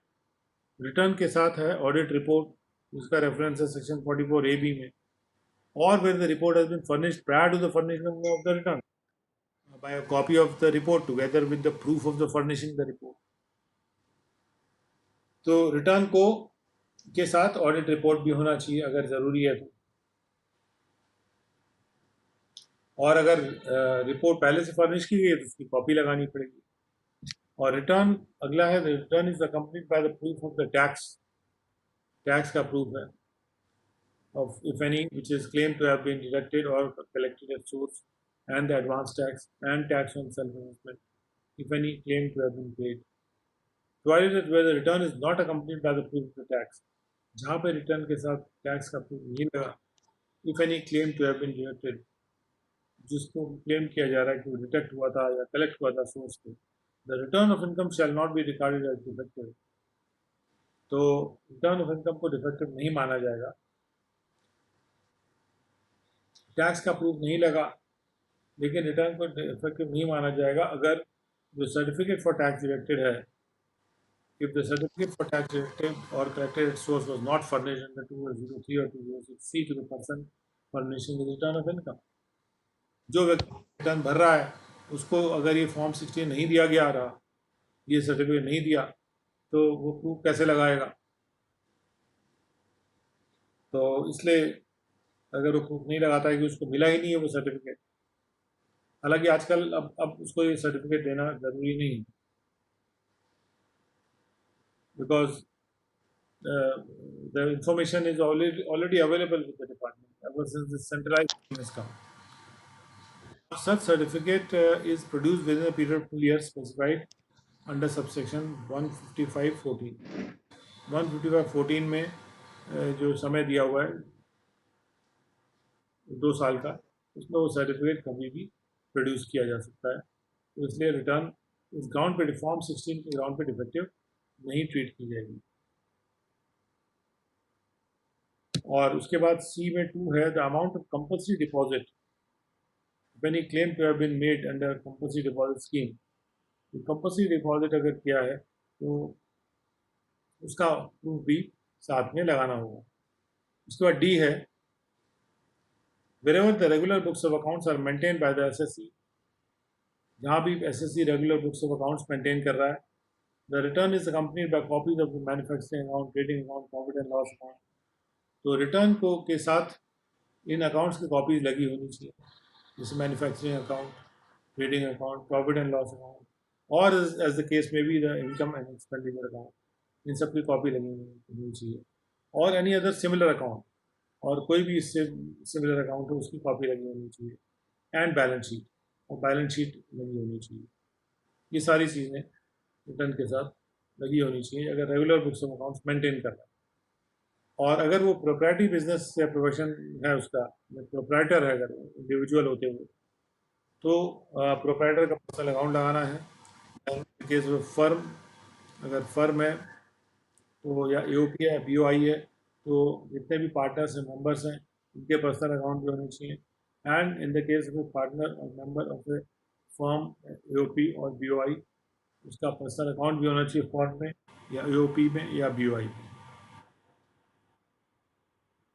और उसके बाद ई सबसेक्शन ई क्लॉज है, और ई क्लॉज में कहा जा रहा है कि जहाँ भी एसएससी के अकाउंट्स को ऑडिट किया गया रहा है तो रिटर्न कंपनी किया जाना चाहिए copies of the audited profit and loss account and balance sheet and auditors report and where the audit of the cost accounts of the assessee has been conducted, जहाँ cost accounts का audit हुआ है under section 233B of the companies act, तो वो report भी, उस section की report भी लगाना आवश्यक है। ये आप देख सकते हैं जो ABCDEF है, ये एक्सप्लेनेशन है सारे। तो यहाँ पर ये कहा जा रहा है कि अगर एसएससी के अकाउंट्स को ऑडिट हुआ है तो ऑडिट रिपोर्ट को लगाना है, अगर उसके कॉस्ट अकाउंट का ऑडिट हुआ है तो वो रिपोर्ट लगानी है, जो 233B के तहत होती है कंपनीज एक्ट के। और जहाँ पे regular books of accounts maintain नहीं किए गए एसएससी के द्वारा, तो रिटर्न को अकम्पनी होना चाहिए बाय स्टेटमेंट इंडिकेटिंग कि कितना टर्नओवर था, या gross profit, expenses, net profit वगैरह कितना कितना था, एंड क्या आधार है, what is the basis on which such amounts have been computed, इस आधार पे ये ग्रॉस रिसीट्स या ग्रॉस प्रॉफिट या नेट प्रॉफिट कंप्यूट किए गए हैं, क्योंकि वो बुक्स तो मेंटेन नहीं करता। And also disclosing the amount of total sundry debtors, और साथ साथ ये भी उसको डिस्क्लोज करना होगा कि उसके सन्ड्री डेटर्स कितने हैं, सन्ड्री क्रेडिटर कितने हैं, स्टॉक इन ट्रेड कितना है, और कैश बैलेंस कितना है प्रीवियस ईयर के अंत पे। तो ये चीज़ें ये ज़रूरी हैं जो for the purpose of this subsection return को डिफेक्टिव मान लिया जाएगा अगर ये सब चीज़ें इसमें नहीं होती हैं। तो रिटर्न को कब डिफेक्टिव माना जाएगा, इसमें ये सब चीज़ें होनी ज़रूरी हैं, और इनमें से कोई अगर चीज़ नहीं होती है तो रिटर्न को डिफेक्टिव माना जा सकता है।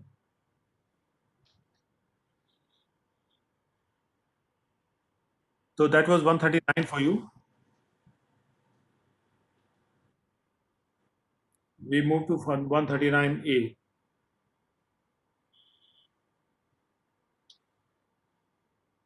And 139A is about permanent account number.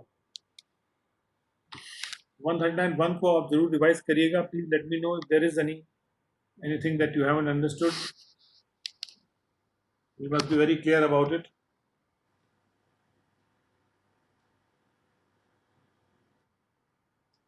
Antigen में चाय नहीं, मैं बना लूँगा। 139A में क्या कहा जा रहा है?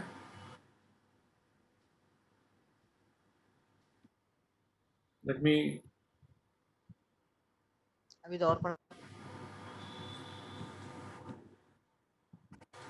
Every person, if his total income or the total income of any other person in respect of which this act during any previous year exceeded the maximum amount which is not chargeable to income tax. अब यहाँ पे वो सब चीज़ें दी हुई हैं कि किस कंडीशन में उसको परमानेंट अकाउंट नंबर के लिए अप्लाई करना है, कौन सा व्यक्ति परमानेंट अकाउंट नंबर के लिए अप्लाई करेगा, ये 139(1) में कहा जा रहा है। 139A(1) में सबसे पहले अगर उसकी जो टोटल इनकम है या किसी दूसरे व्यक्ति की टोटल इनकम जिसके रिस्पेक्ट में वो असेसेबल है, उसकी टोटल इनकम अगर मैक्सिमम अमाउंट नॉट चार्जेबल से ज़्यादा थी प्रीवियस ईयर के दौरान, तो फिर उसको पैन अप्लाई करना है, क्योंकि वो रिटर्न भी भरना है उसको। तो फिर उसके बाद अगर वो बिजनेस प्रोफेशन चला रहा है जिसका कुल सेल टर्नओवर या जो ग्रॉस रिसीट्स हैं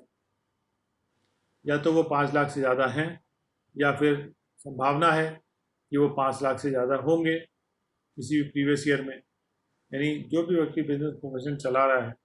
अगर उसका कुल सेल्स टर्नओवर या ग्रॉस रिसीट 5 लाख से ज़्यादा है या 5 लाख से ज़्यादा होने की संभावना या उम्मीद है, तो फिर वो पैन अप्लाई करेगा। फिर कोई व्यक्ति जो कि रिटर्न जिसको भरना ज़रूरी है 139(4)A के तहत, वो अप्लाई करेगा। कोई अगर एम्प्लॉयर है जिसको अपने फ्रिंज बेनिफिट्स का रिटर्न भरना है सेक्शन 115 WD में, वो अप्लाई करेगा। कोई रेसिडेंट है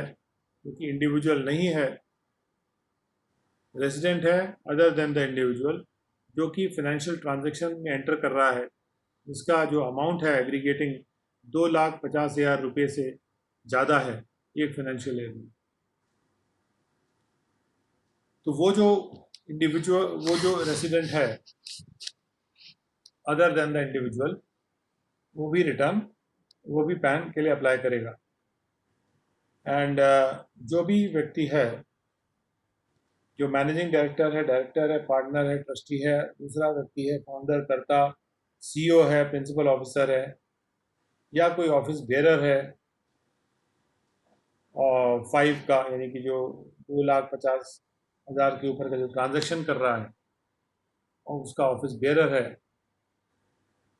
तो और any person which is competent to act on behalf the persons referred, या जो पर्सन्स क्लॉज 5 में मेंशन्ड है उनके बिहाफ पे कोई कार्य कर सकता है, वो भी पैन अप्लाई करेगा। 5 है और जो इंडिविजुअल नहीं है, जो एक फाइनेंशियल ट्रांजैक्शन करता है कुल राशि का, जो कि फाइनेंशियल ईयर में 2,50,000 की राशि से ज़्यादा का फाइनेंशियल ट्रांजैक्शन अगर वो कर रहा है, financial transaction could be anything, इसके लिए पैसे का लेन देन होता है। एंड 7 में लिखा है कि who intends to enter into such transaction as may be prescribe by the board in the interest of revenue. Board भी प्रेस्क्राइब कर सकता है ट्रांजैक्शंस को, और यदि किसी व्यक्ति की मंशा है कि ऐसा ट्रांजैक्शन को करे, तो ऐसे कंडीशन में जो प्रेस्क्राइब ट्रांजैक्शंस के लिए अगर बोर्ड ने प्रेस्क्राइब किए हैं, अगर उसकी मंशा है कि ऐसा ट्रांजैक्शन वो करे, तो उस ट्रांजैक्शन को करने के लिए भी वो पैन को अप्लाई करेगा, क्योंकि वहाँ प्रेस्क्राइब किया होगा बोर्ड ने कि ऐसा ट्रांजैक्शन हो ही नहीं सकता अगर पैन ना हो। And who has not been allotted a permanent account number, और जिसे परमानेंट अकाउंट नंबर नहीं अलॉट किया गया रहा within such time as may be prescribe, उसको प्रेस्क्राइब टाइम के तहत अप्लाई करना होगा असेसिंग ऑफिसर को for the allotment of a permanent account number. हम 139A कर लेंगे, उसके बाद 139 और 139A के रूल्स भी कवर करते हैं, so that you are aware in entirety as to what these sections are talking about. Now let's go to 139A1A. 139A1A कहता है कि notwithstanding anything contained in subsection 1 में कुछ भी कहा गया उसको नज़रअंदाज करके, the central government may by notification of the official gazette specify any classes of persons by whom tax is payable under this act, or any tax or duty is payable under any other law for the time being imposed, including the importers and exporters, whether any tax is payable by them or not, and such persons shall within such time as mentioned in that notification apply to the assessing officer for the allotment of a permanent account number. केंद्र सरकार official gazette में notify कर सकती है class of persons को, जिसमें importer exporter भी हो सकते हैं, भले ही उनके द्वारा कोई टैक्स पेएबल हो चाहे ना हो, या किसी और लॉ में टैक्स पेएबल हो, तो केंद्र सरकार क्लास ऑफ पर्सन्स को नोटिफाई कर सकती है। उस केस में वो जो क्लास ऑफ पर्सन्स है वो भी परमानेंट अकाउंट नंबर के लिए अप्लाई करेगा असेसिंग ऑफिसर के पास। नाउ असेसिंग ऑफिसर को अप्लाई करेगा का मतलब ये होता है कि वो असेसिंग ऑफिसर पे जो भी प्रक्रिया है अप्लाई करने की, वो उसके अकॉर्डिंग उसको अप्लाई करेगा। अब आते हैं 139A1B। Notwithstanding anything contained in subsection 1, central government may, for the purpose of collecting any information which may be useful for or relevant to the purpose of the act, central government information collect करना चाहती है, और उस information को collect करने के purpose से जो यूजफुल हो सकती है या एक्ट के प्रयोजन से सुसंगत हो सकती है, ऑफिशियल गैजेट में नोटिफाई कर सकती है किसी भी क्लास को या क्लास ऑफ पर्सन्स को जो असेसिंग ऑफिसर को अप्लाई करेंगे परमानेंट अकाउंट नंबर अलॉटमेंट करने के लिए, और जो ऐसे व्यक्ति हैं such persons within such time as mention in that notification, वो उस टाइम के अंतर्गत जो कि उस नोटिफिकेशन में मेंशनड होगा असेसिंग ऑफिसर को अप्लाई करेंगे for the allotment of a permanent account number, तो परमानेंट अकाउंट नंबर अलॉट कर दिया जाए। उसके बाद आते हैं 139(a)(2) पर। 139(1)(b) में क्या है कि सेंट्रल गवर्नमेंट जो इन्फॉर्मेशन कलेक्ट करना चाहती है किसी क्लास ऑफ पर्सन के बारे में, इसलिए भी स्पेसिफाई कर सकती है ऑफिशियल गैजेट में कि इनको परमानेंट अकाउंट नंबर अप्लाई करना है। असेसिंग ऑफिसर जो कि having regard to nature of transaction as may be prescribed may also allot a permanent account number. Prescribed transactions के नेचर को देखते हुए असेसिंग ऑफिसर भी अलॉट कर सकता है permanent account number to any other person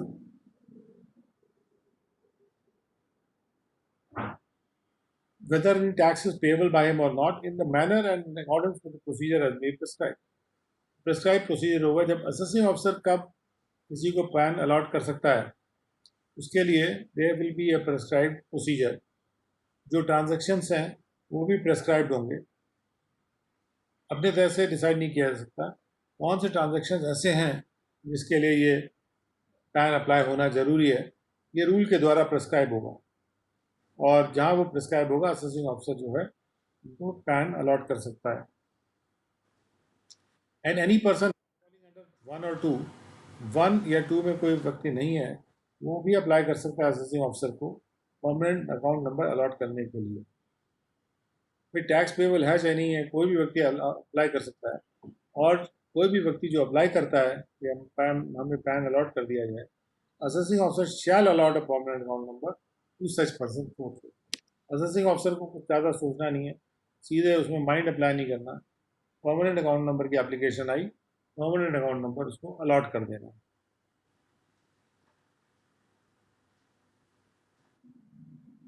क्योंकि वो ऐसा व्यक्ति है जो कि नोटिफिकेशन के तहत भी नहीं आ रहा है और वैसे भी उसके लिए पैन अप्लाई करना जरूरी है, लेकिन फिर भी वो पैन चाह रहा है। जो भी व्यक्ति पैन चाहता है उसको पैन दे दो, ये है। उसके बाद 139(a)(4) है और 139(a)(4) में कहा जा रहा है for the purpose of allotment of the permanent account number under the new series. अब जो नए सीरीज के परमानेंट अकाउंट नंबर आ रहे हैं उनके अलॉटमेंट के लिए द बोर्ड क्या कर सकता है, दे by notification the official gazette वो डेट स्पेसिफाई कर सकता है from which the person referred to clause subsection 1 and 2 and other persons who have been allotted permanent account number, या तो जो एक्सेप्शंस में आते हैं 1 and 2 के लिए जिनको नोटिफाई किया हुआ है, और या फिर जो जिनको अलॉट कर दिया गया permanent account number and residing in a place to be specified in such notification, और वो उस प्लेस में रिजाइड कर रहे हैं, रह रहे हैं, जो नोटिफिकेशन स्पेसिफाइड है, they shall within such time as may be specified apply to the assessing officer for the allotment of the permanent account number under the new series। तो जब नोटिफिकेशन आएगा नए सीरीज का तो सब लोगों को नए सीरीज के अलॉटमेंट के लिए अप्लाई करना होगा। And upon allotment of such permanent account number to a person, और जब ये नए सीरीज का नंबर अलॉट हो जाएगा, the permanent account number if any allotted to him earlier, क्योंकि पहले अलॉट हुआ था, न्यू सीरीज का अलॉट होने के बाद पुराना जो नंबर था वो सीज टू हैव इफेक्ट, यानी उसको इफेक्ट होना खत्म हो जाएगा। Provided that the person to whom permanent account number under new series has already been allotted, और जिसको न्यू सीरीज में ऑलरेडी अलॉट हो गया है वो अब नई सीरीज के लिए दोबारा अप्लाई नहीं करेगा, मतलब जिनको ऑलरेडी अलॉट हो चुका है। उसके बाद ड्यूटी क्या है, जिसको परमानेंट अकाउंट नंबर अलॉट हो जाता है उसको उसके कोट करना ज़रूरी है अलग अलग डॉक्यूमेंट्स में। So every person shall quote such number, उस नंबर को कोट करेगा इन ऑल हिज रिटर्न्स, इन सारी रिटर्न्स में कोट करेगा और सारे कॉरेस्पॉन्डेंस में कोट करेगा जो किसी भी इनकम टैक्स अथॉरिटी के साथ वो कर रहा है। And every person shall quote such number in all the challans also for the payment of any sum. He shall quote such number in all the documents. Her document में भी वो coat करेगा जो ऐसे ट्रांजैक्शंस के डॉक्यूमेंट हैं जो कि प्रेस्क्राइब्ड होंगे बोर्ड के द्वारा कि इन डॉक्यूमेंट्स के ट्रांजैक्शंस पे कोट करना ही करना है उसको नंबर, रेवेन्यू के इंटरेस्ट में जो प्रेस्क्राइब किया जाएगा, and entered into by him, और जिन ट्रांजैक्शंस में उसने एंटर किया था ऐसे ट्रांजेक्शन के जो डॉक्यूमेंट्स हैं,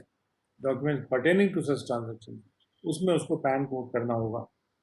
provided that the board may prescribe different dates, board भी अलग अलग डेट्स प्रिस्क्राइब कर सकता है अलग अलग ट्रांजेक्शन्स के लिए या क्लास ऑफ ट्रांजेक्शन्स के लिए या अलग अलग क्लास ऑफ पर्सनस के लिए। ये बोर्ड अलग अलग डेट्स भी प्रिस्क्राइब कर सकता है कि अलग अलग ट्रांजेक्शन कौन कौन सी तारीख के बीच में किए जाएंगे। और provided further that the person shall quote the GIR number till such time the pan is a lot, जब तक पैन नहीं अलॉट होता तब तक उसको GIR जो पहले होता था, जनरल इंडेक्स रजिस्टर नंबर, वो कोड करना होगा। अब आजकल ये नहीं होता। और डी में कहा गया है कि he shall intimate the assessing officer any change in his address, अगर उसका कोई चेंज इन एड्रेस होता है तो उसको इंटीमेट करना है असेसिंग ऑफिसर को, या अगर उसका बिजनेस के नाम में या बिजनेस के नेचर में कोई चेंज आता है वो भी उसको असेसिंग ऑफिसर को इंटीमेट करना है। On the basis of which the permanent account number allotted to him, जिसके आधार पे उसको परमानेंट अकाउंट नंबर या पैन जो है वो अलॉट किया गया रहा था। तो जिस आधार पे उसे पैन अलॉट किया गया रहा था, जिस नेचर ऑफ बिजनेस के आधार पे, जिस नाम पे उसको अलॉट किया गया रहा था, अगर उसमें कोई चेंज आ जाता है वो इंटीमेट करेगा असेसिंग ऑफिसर को, ये चेंज हो गया नाम, ये नेचर ऑफ बिजनेस चेंज हो गया। या अगर एड्रेस चेंज होता है तो एड्रेस चेंज भी उसको इंटीमेट करना होगा। Now every person who is receiving any sum or amount or income or amount from which the tax has been deducted, अगर कोई व्यक्ति ऐसी राशि प्राप्त कर रहा है जिससे टैक्स को डिडक्ट कर लिया गया है चैप्टर 17B के प्रावधानों के तहत, TDS के प्रावधान है, वो उसकी भी ये ड्यूटी है, he shall intimate his PAN, the person responsible, वो अपना पैन इंटीमेट करेगा ही करेगा। 139(5)A के करस्पॉन्डिंग यू हैव 206AA जो नहीं देता है तो फिर उसके लिए there are other penalties are prescribed there, कि भी उसका TDS ज़्यादा कट जाता है। सो वी हैव प्रोवाइडेड, ये तो हाँ, कि अगर TDS इसका कट रहा है, ठीक है, तो वो अगर कोई राशि रिसीव कर रहा है तो जो जिस व्यक्ति ने TDS काटा उसको पैन लेना है। प्रोवाइड फर्दर ए पर्सन, जो कि वो अपना GIR नंबर इंटीमेट करेगा जब तक कि उसको परमानेंट अकाउंट नंबर नहीं अलॉट होता। उसके बाद 5B है, वेयर एनी सम और इनकम और amount has been paid after deducting the tax under chapter 17B, जहाँ पर राशि पे हो गई 17B का टैक्स डिडक्ट करके, एवरी पर्सन जो टैक्स डिडक्ट कर रहा था under that chapter shall quote the PAN of the person, उसके लिए भी जरूरी है, जिसने टैक्स डिडक्ट किया था उसके लिए जरूरी है कि he shall quote the PAN of the person to whom such sum or income or amount has been paid by, उसका पैन उसको डिस्क्लोज करना जरूरी है। कहाँ डिस्क्लोज करना जरूरी है? सबसे पहले तो उस स्टेटमेंट में जो फर्निश करेगा इन accordance with provisions subsection 192C, या उन सर्टिफिकेट्स में जो 203 के तहत होंगे, जो फॉर्म 16 वगैरह है, और जो सर्टिफिकेट जो स्टेटमेंट ऑफ परक्विजिट्स वो देता है 192C, उसमें भी डिस्क्लोज करना होगा। In all the returns which are prepared and delivered or caused to be delivered in accordance with the provisions of section 206 जो TCS के रिटर्न्स हैं, उसमें भी उसको कोट करना ज़रूरी है। And in all statements prepared and delivered or caused to be delivered, जो भी और स्टेटमेंट्स जो उसको TDS कितना काटा, कितना जमा करा, 24Q, 26Q, 27Q स्टेटमेंट्स को डिलीवर करने होते हैं, उसमें भी उसको पैन कोड करना एब्सोल्युटली उसके लिए ज़रूरी है। तो क्या होता है कि अगर कोई, जैसे आपने फिक्स डिपॉजिट कराया, आप बैंक में गए, बैंक ने आपसे पैन नहीं लिया और बाद में आपका टैक्स ज़्यादा काट लिया, तो ये बैंक की भी गलती है इसमें। बैंक को आपसे पैन लेना चाहिए और टैक्स को इसलिए ज़्यादा नहीं काटना चाहिए, और जब तक वो टैक्स और आप जब से पैन नहीं लेंगे तो आपको क्रेडिट भी नहीं मिलेगा उस टैक्स का जो उन्होंने काट लिया था। तो इसलिए यहाँ पर bank will be at mistake, because bank के लिए ज़रूरी भी है, it is mandatory for them to quote the PAN. अब वो भरे जा रहे हैं, बिना मांग ही नहीं रहे हैं अपने क्लाइंट से पैन, तो जब मांगेंगे नहीं तो कोड कैसे करेंगे। तो दोनों की जिम्मेदारी है, जो व्यक्ति जिसका टैक्स कटा है उसको भी कोड करना है, उसको बताना है उस दूसरे व्यक्ति को उसका पैन क्या था। तो यदि वो व्यक्ति पूछता है तो उसको बताने की उसकी जिम्मेदारी होती है। नहीं भी पूछता तो भी अगर इसको देखा जाए तो कि जिस पर्सन ने उसका टैक्स काट लिया, अगर उसको पता है कि उसने मेरा टैक्स काटा है, तो परमानेंट अकाउंट नंबर देने की उसकी जिम्मेदारी है कि ये हमारा टैक्स आपने काटा है, इतना हमारा, ये हमारा परमानेंट अकाउंट नंबर है, इसको आप डिपार्टमेंट को इंटीमेट कर दीजिए, अगर जहाँ भी उनको इंटीमेट करना है। जैसे 3-4 चीज़ें हैं जहाँ पे उसको उसको कोड करना होता है, वो TDS डिडक्टर है। Provided that the central government may by notification in the official gazette specify different dates from which the provisions of this subsection shall apply in respect of any class of persons. अलग अलग class of person के लिए अलग अलग dates gadget में prescribe हो सकती हैं कि कब ये एप्लीकेबल होंगे। And provided further that nothing contained in subsections 5A and 5B shall apply in the case of a person. 5A 5B कब अप्लाई नहीं करेगा? whose total income is not chargeable to income tax, जिसकी total income tax के लिए chargeable नहीं थी, या और जिसको रिक्वायरमेंट नहीं था परमानेंट अकाउंट नंबर ऑब्टेन करने का under any provision of this act, if such person furnishes to the person responsible for collecting tax declaration, अगर वो डिक्लेरेशन देता है 197 सेक्शन ए सेक्शन कि भाई मेरा जो टैक्स है वो total income maximum amount not chargeable से ज़्यादा है ही नहीं, तो इसलिए वो फॉर्म 15G या 15H कहलाते हैं। तो प्रेस्क्राइब फॉर्म में अगर दे देता है डिक्लेरेशन, तब उसके लिए वो पैन लेना या कोड करना जरूरी नहीं है। और जो टैक्स है उसके एस्टिमेटेड टोटल इनकम पे उस प्रीवियस ईयर में जिसमें वो इनकम इंक्लूड होगी तो टोटल इनकम को कंप्यूट करने में वो टैक्स नील आएगा। अगर वो इस टाइप का सर्टिफिकेट दे देता है, इसको फॉर्म 15GH बोलता है, तो फिर ये 5A और 5B से वो के प्रतिबंधन में नहीं आएगा। नाउ 5C में कहा गया कि एवरी बायर और लाइसेंसी और लेसी, इसका 206C में वर्णन है, जो कलेक्टिंग एट सोर्स में, वो अपना परमानेंट अकाउंट नंबर इंटीमेट करेगा, और जो भी पर्सन कलेक्ट करता है टैक्स को वो उसको कोट करेगा इन सब रिटर्न्स में। जिस तरह से 5A और 5B है उसी तरह 5C और 5D है। और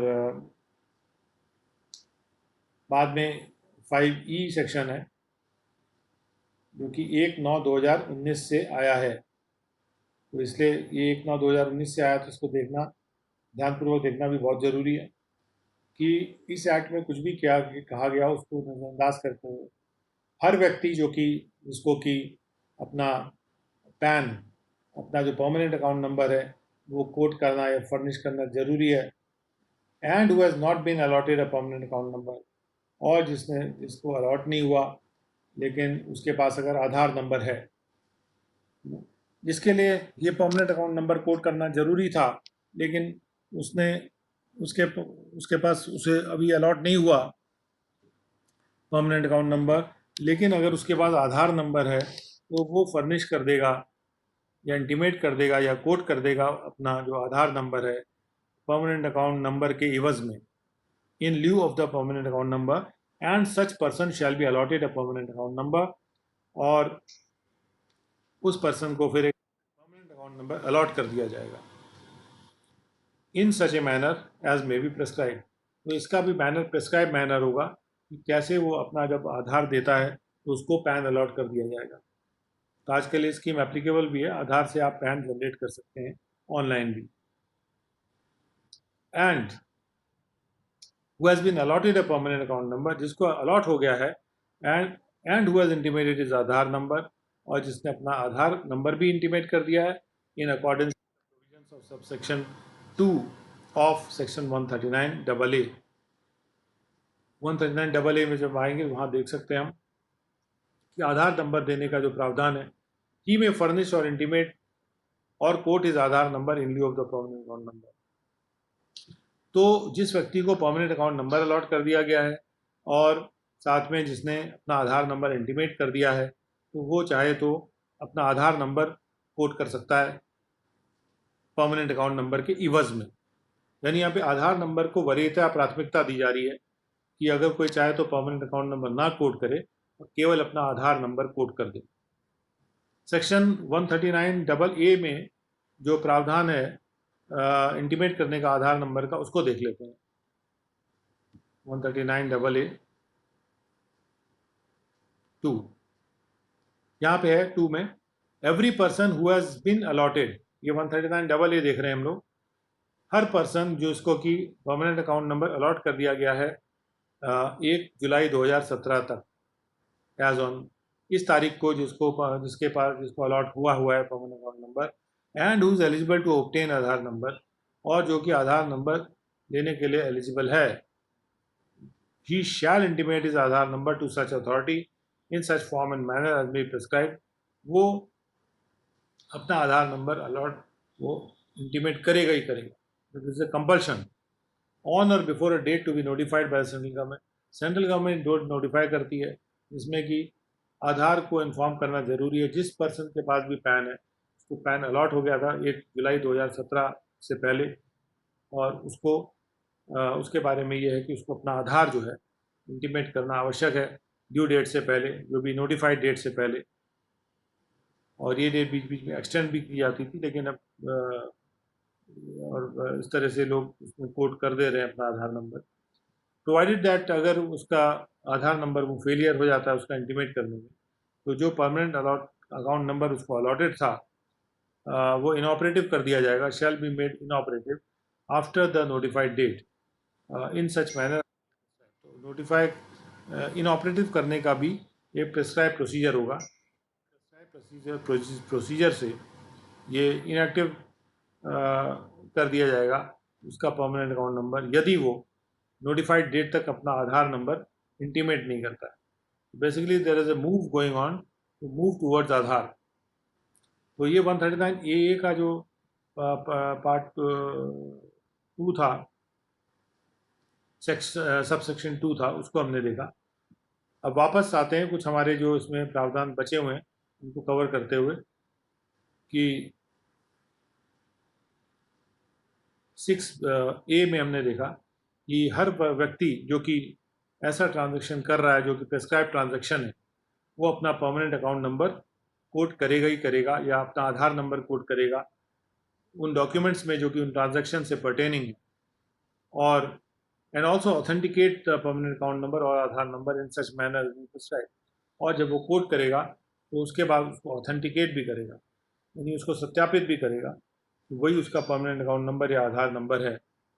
और उसको सत्यापित करने का भी प्रेस्क्राइब तरीका होगा। And every person who is receiving any document relating to the transactions referred to in subsection 6A, तो 6A में प्रेस्क्राइब्ड ट्रांजेक्शन्स हैं, जो कि ये प्रावधान आया 19/2019 से भी प्रावधान आया है कि कुछ प्रेस्क्राइब ट्रांजेक्शन्स हैं जो रूल्स में प्रेस्क्राइब्ड हैं, उसको अब हम लोग देखेंगे। तो उन ट्रांजेक्शन्स को करते हुए वो अपना परमानेंट अकाउंट नंबर हर पर्सन जो ट्रांजेक्शन्स को कर रहा है वो अपना परमानेंट अकाउंट नंबर कोड करेगा या अपना आधार नंबर कोड करेगा उन डॉक्यूमेंट्स में जो कि उन ट्रांजेक्शन से पर्टेन करते होंगे, और साथ में वो सत्यापित भी करेगा ऐसे अपने परमानेंट अकाउंट नंबर को। He shall also authenticate the such permanent account number और आधार नंबर, जो भी तरीका उसके लिए प्रेस्क्राइब्ड है उस तरीके से। And every person who is receiving any document, कोई डॉक्यूमेंट रिसीव करता है जो डॉक्यूमेंट 6A में मैंशनड है, तो वो भी इंश्योर करेगा कि जो परमानेंट अकाउंट नंबर या आधार नंबर था वो ड्यूली कोड कर दिया गया रहा है सच डॉक्यूमेंट, और ये भी सुनिश्चित करेगा कि ऐसा जो परमानेंट अकाउंट नंबर है या आधार नंबर है वो भी उस प्रकार से ऑथेंटिकेट कर दिया गया रहा है जैसे कि वो प्रिस्क्राइब्ड उसका प्रोसीजर है। Now no person who has already been allotted a permanent account number under the new series shall apply obtain or possess another permanent account number। जिसको एक बार परमानेंट अकाउंट नंबर मिल गया न्यू सीरीज वाला, जिसको मिला हुआ है न्यू सीरीज का परमानेंट अकाउंट नंबर, वो ना तो अप्लाई करेगा, ना ऑब्टेन करेगा, ना पोजेस करेगा कोई और परमानेंट अकाउंट नंबर, नहीं उसका वही उसका एक ही मात्र अकाउंट नंबर ही होगा। और एक्सप्लेनेशन में कहा जा रहा है कि for the removal of doubts it is hereby declared that any person who has been allotted a permanent account number under any clause other than the clause 4 of subsection 1 के अलावा किसी और क्लॉज में जिसको परमानेंट अकाउंट नंबर अलॉट किया गया रहा है shall not be required to obtain another permanent account number. तो 1 में जो बात की जा रही है वो न्यू सीरीज की बात की जा रही है. तो जिसको पहले 1 under any clause other than 1 shall not be required to obtain another permanent account number and the permanent account number already allotted to him shall be deemed to be the permanent account number in relation to the fringe benefit tax. तो fringe benefit tax के लिए भी वो माना जाएगा. 1 एक बार देख लेते हैं कि 1 में क्या कहा गया है. 115 फ्रिंज बेनिफिट्स के रिटर्न के सिलसिले में है कि उसके अलावा अगर कोई तो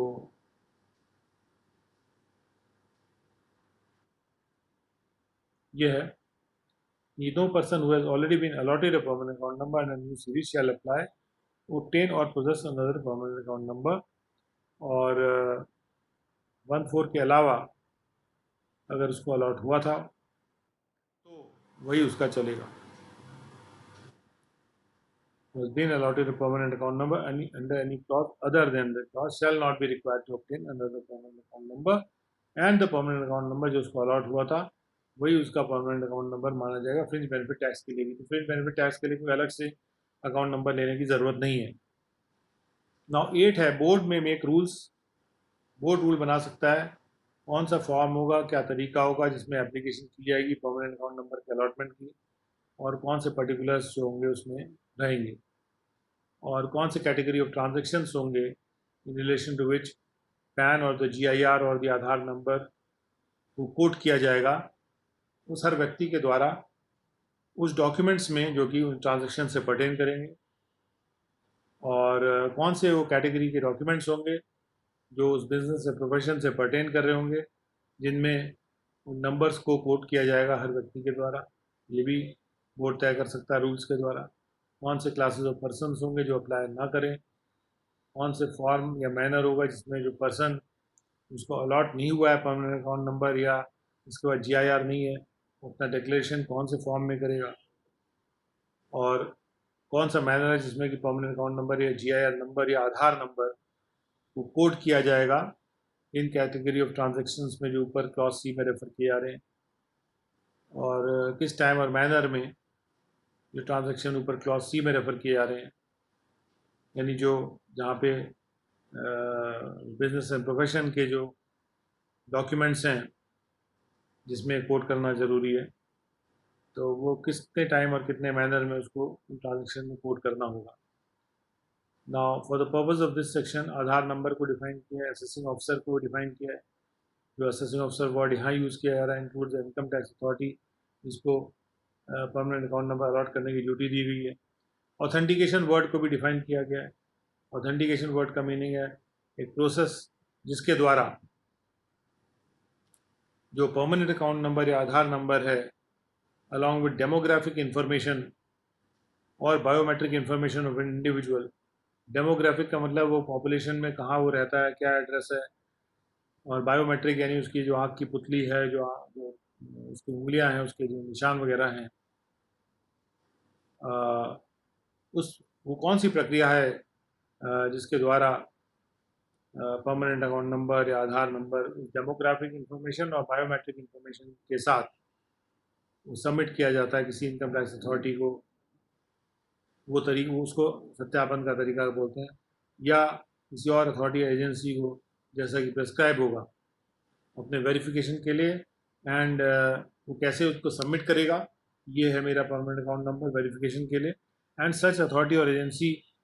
उसको कैसे किस मैनर में वेरीफाई करेंगी उसकी करेक्टनेस को या करेक्टनेस के ना होने को, लैक ऑफ करेक्टनेस की कमी को, on the basis of information available with it. तो ऑथेंटिकेशन का जो तरीका है ये ऑनलाइन तरीका होगा जिससे कि वो उसका आधार नंबर को वेरीफाई करा जा सकता है. तो this is a method of verification of Aadhaar number या authentication of Aadhaar number along with the permanent account number. या दोनों का मतलब ऑथेंटिकेशन होना चाहिए। So the permanent account number means a number which the assessing officer may allot, वो नंबर है जो वो अलॉट करेगा to any person for the purpose of identification, उसको आइडेंटिफाई करने के लिए ये जो नंबर है आइडेंटिफिकेशन का नंबर है, and it includes the permanent account number allotted in the new series, new series वाला जो नंबर है वो भी इसमें शामिल है। और जब हम कहते हैं permanent account number under new series, उसका मतलब होता है परमानेंट अकाउंट नंबर जिसमें 10 कैरेक्टर होते हैं। GIR नंबर जो था उसको डिफाइन किया गया है, नंबर जो कि असेसिंग ऑफिसर देते थे, तो एसएससी जो असेसिंग ऑफिसर के द्वारा दिया गया एसएससी को अपने GIR जो रजिस्टर मेंटेन असेसिंग ऑफिसर करते हैं उसमें जो नंबर चढ़ाते हैं वो, and containing the designation and particulars of the ward circle और रेंज ऑफ द ऑफिसर, और उसमें जो नंबर में डेजिग्नेशन होता है वार्ड सर्कल और या रेंज का भी GIR नंबर में होते हैं।